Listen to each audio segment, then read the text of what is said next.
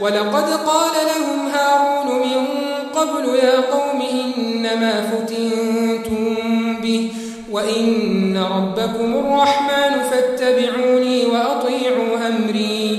قالوا لن نبرح عليه عاكفين حتى يرجع إلينا موسى.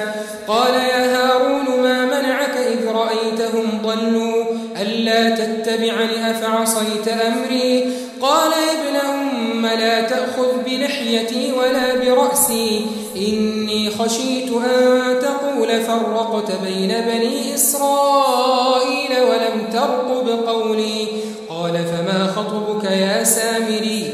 قال بصرت بما لم يبصروا به فقبضت قبضة من أثر الرسول فنبذتها وكذلك سولت لي نفسي.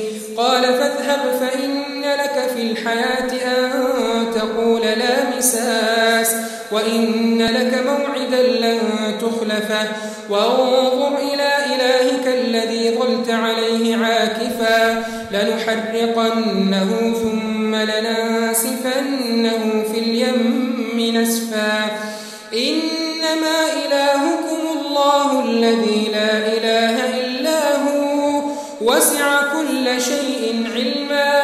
كذلك نقص عليك من أنباء ما قد سبق وقد آتيناك من لدنا ذكرا. من أعرض عنه فإنه يحمل يوم القيامة وزرا خالدين فيه وساء لهم يوم القيامة حملا.